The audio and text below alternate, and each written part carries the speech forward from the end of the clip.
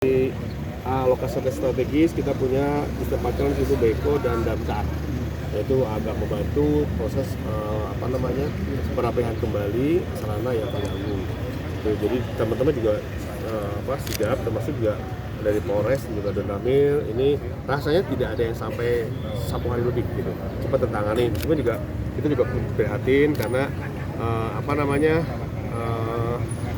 ini masih terjadi.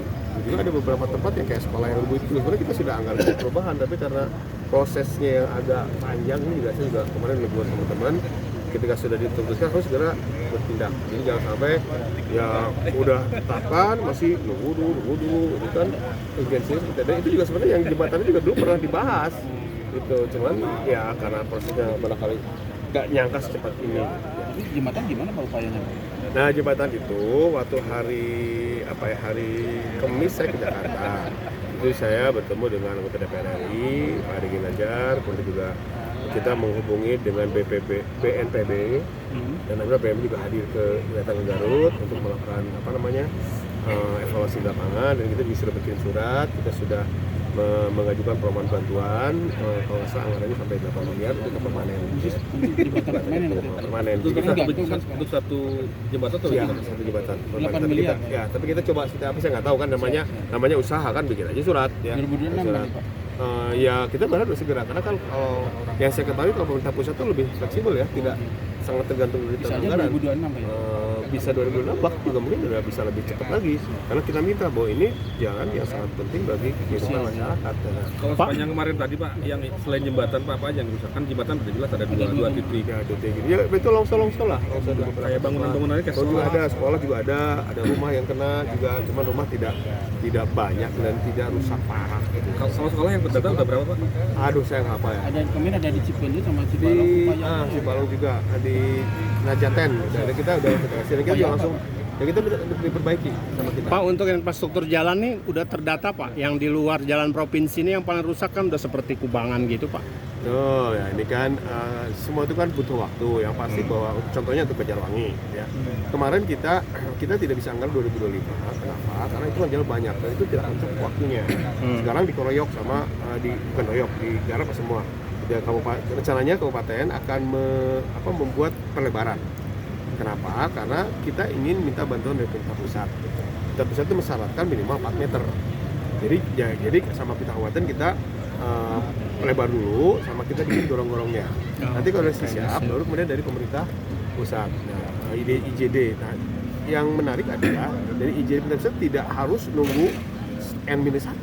Itu kalau diajukan bisa langsung dilaksanakan pemerintah. Jangka panjang ada dananya. Contohnya yang di yang di Cikelet. Itu juga langsung kan dari pusat jalan. Jadi kalau pemerintah pusat itu mereka lebih memiliki fleksibilitas. Ketika sudah disepakati oleh DPR dan Menteri, itu bisa langsung dieksekusi. Jadi harapan kami sangat serius sekali terkait dengan Banjarwangi. Bahkan juga kami memindahkan ke gubernur jalan yang dari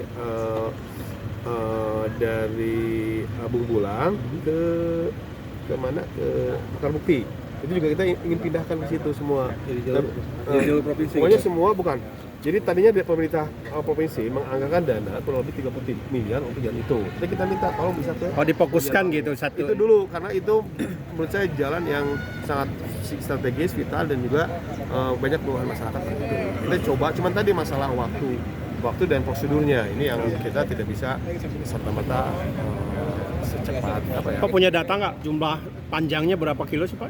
Di mana? Keseluruhan yang rusak akibat bencana Ya, ini? Kalau yang Garut itu kan kita punya hampir 4.300 kilometer, dan yang mapan itu 22%. 42% itu rusak berat. Nah, kemudian juga untuk yang seingat saya untuk yang Banjarwangi itu 20 kilo yang rusak, 16 sama 4 lah.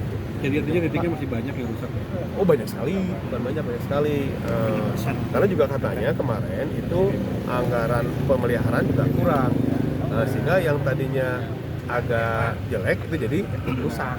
Jadi kita sekarang ini setelah kita bangun jalan baru, kita juga perbaiki jalan, kita juga akan meningkatkan dana untuk pemeliharaan. Karena beberapa kasus, contohnya yang di Limbangan itu sudah direncanakan, bukan perbaikan tapi pemeliharaan, cuma karena rusak. Begitu Gitu. Jadi kita juga akan dorong, pertama adalah perbaikan, yang kedua adalah Perbaikan itu berapa besar Pak? ini kita hitung. Pak, kembali lagi ke dua bangunan sekolah itu, upayanya apa Pak? Supaya Ya, bisa saya sudah minta ke Dinas Pendidikan untuk memperbaiki itu karena sudah ada anggaran